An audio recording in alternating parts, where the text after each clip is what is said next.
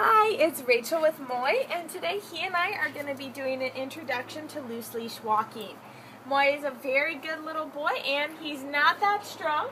However, he is packed with a lot of energy, and so he pulls on the leash a lot when he gets excited. And I know with having both him and KO, if they take off and you aren't expecting it, you don't want the leash to get pulled out of your hand or anything like that. So it's important to practice loose leash walking so he knows what's expected of him whenever the leash goes on. So boy, come here. So first things first, to safely hold the leash, you take your right hand, or whichever hand you want to hold it in, and put your thumb through the loop and then make a fist around the leash. That way it's nice and tight, you have a good grip, and it won't hurt your hand no matter how hard he pulls. Then from there you can control any slack with your other hand like this. So we are good to go now that we have the right leash holding technique. For loose leash walking, we generally don't use treats because the treat is that we get to continue walking.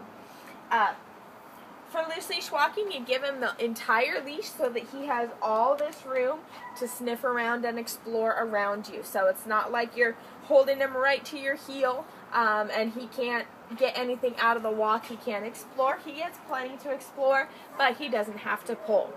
So we have two methods to correct his pulling on the leash. The first is called the back method. Now what that is when you're walking along with Moy, and he pulls on the leash like that, you stop and plant your feet, and then you pat your leg or snap your fingers and say, Moy, back. And as you can see, he responds to it, and he comes back so you get some nice slack in the leash. The other method that we use is what I call the reverse method.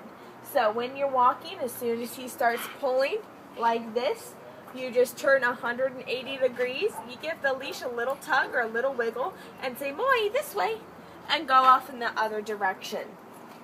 So it depends on the situation and the dog of which they respond to best and which is going to be best for it. However, it is important to practice both a lot to see which one, you like better. So we're going to start off, and I'm going to use the back method first and see how he does. Back. Moy, back. Good boy. Moy, back. Moy, back. Moy, back. Good boy. Moy, back. Back. Good boy.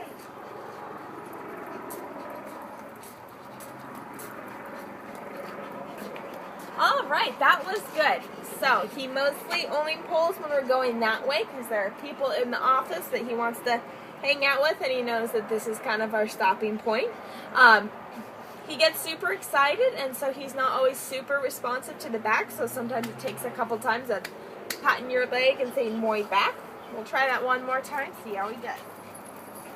Moy, back. Good boy. Moy, back. Moy, back. Good boy.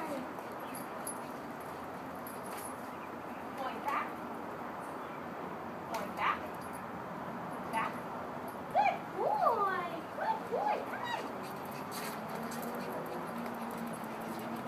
All right, that was good. It seems like 2 times is the charm for him to say back. Now we're going to try the reverse method. So that's where we stop, turn 180 degrees, and go the other direction. Come on,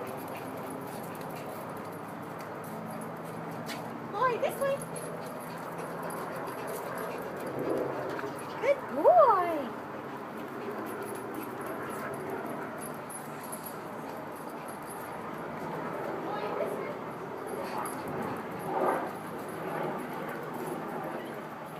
Moy, this way.